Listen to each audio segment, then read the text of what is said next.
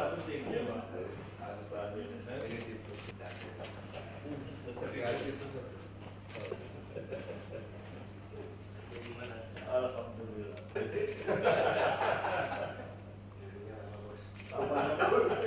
Masih tulisannya tak. Siap. Oke. Iya. Tiga hal itu Pak Nadel.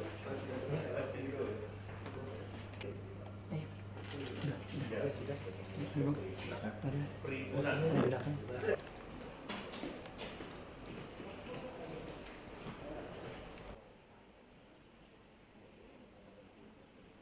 Ya, pertama-tama tadi barusan menghadap Pak Menko Perekonomian, Pak Erlangga Hartarto, dan ini melanjutkan juga istilahnya safari dengan mitra kerja, karena Kadin itu berdasarkan undang-undang kan mitra strategis pemerintah.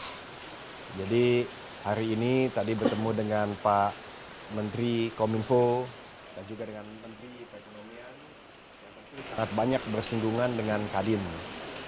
Tadi berdiskusi untuk program dalam negeri, bagaimana kita bisa memastikan segala macam program yang telah baik dilakukan di era Pak Jokowi dapat diteruskan, bahkan diperbaiki di era Pak Prabowo.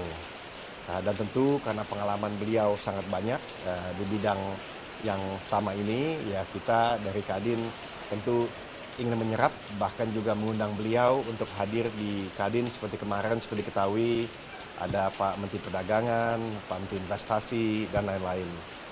Jadi saya lihat ini sangat positif karena 2025 ke depannya kita sudah lihat postur daripada APBN dengan segala macam asumsinya. Saya rasa peluang banyak sekali, tapi tantangan juga mesti dihadapi bersama. Dan dunia usaha harus selalu mendampingi pemerintah. Kira-kira ada wejangannya dari Pak Menko untuk Kadin sendiri? Ya, wejangannya cuma dua. Yang pertama bagaimana Kadin itu bisa terus menjadi mitra strategis pemerintah yang efektif untuk bisa menjalankan roda perekonomian, baik dalam dan luar negeri. Dan yang kedua bagaimana Kadin menjadi wadah dunia usaha. Bukan saja perusahaan besar, tapi menengah kecil, termasuk juga BUMN dan koperasi. Dan saya rasa itu masukan yang sangat bagus, apalagi Kadin itu mempunyai kaki tangan di kabupaten dan kota, dan tentunya provinsi. Pak, tadi disebutkan banyak program-program yang akan dilanjutkan, mungkin bisa dijelaskan program apa saja dan mungkin ada program barunya. Ya, saya rasa tadi dibicarakan yang pertama bagaimana bisa menyangga daya beli masyarakat supaya konsumsi domestik tetap kuat. Lalu juga bagaimana Kadin bisa berpartisipasi untuk mengawal program belanja pemerintah, termasuk untuk sekolah maupun rumah sakit, dan juga bagaimana bisa memberikan suatu persepsi bahwa Indonesia itu memang aman, dan memang aman sebenarnya, sehingga FDI, Foreign Direct Investment, bisa maju terus. Dan berikutnya juga bagaimana apapun investasinya, pengolahannya baik sehingga bisa memperkuat ekspor kita tanpa melupakan tentunya juga UMKM. Kemarin dibicarakan juga sama Pak Mendak. Dan terakhir kita tidak boleh melupakan kepemimpinan kita di industri hijau, biru, dan tentunya digital ya. Kita pentingnya Pak.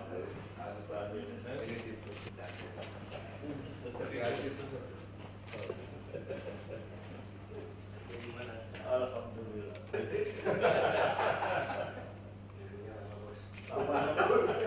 Masih tulisannya tak. Siap. Oke. Iya.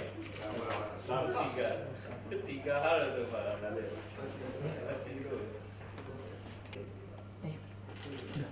Sudah. Perhimpunan.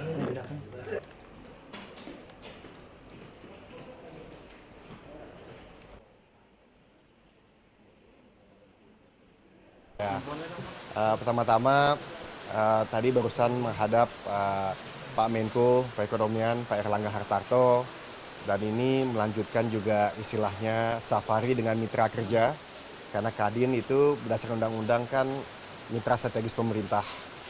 Jadi hari ini tadi bertemu dengan Pak Menteri Kominfo dan juga dengan Menteri Perekonomian yang tentu sangat banyak bersinggungan dengan Kadin. Tadi berdiskusi untuk program dalam negeri, bagaimana kita bisa memastikan segala macam program yang telah baik dilakukan di era Pak Jokowi dapat diteruskan, bahkan diperbaiki di era Pak Prabowo. Dan tentu karena pengalaman beliau sangat banyak di bidang yang sama ini, ya kita dari Kadin tentu ingin menyerap, bahkan juga mengundang beliau untuk hadir di Kadin seperti kemarin, seperti diketahui ada Pak Menteri Perdagangan, Pak Menteri Investasi, dan lain-lain. Jadi saya lihat ini sangat positif karena 2025 ke depannya kita sudah lihat postur daripada APBN dengan segala macam asumsinya.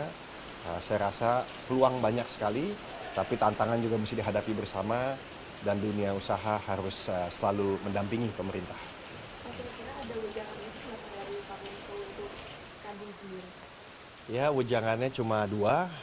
Yang pertama bagaimana Kadin itu bisa terus menjadi mitra strategis pemerintah yang efektif untuk bisa menjalankan roda perekonomian baik dalam dan luar negeri.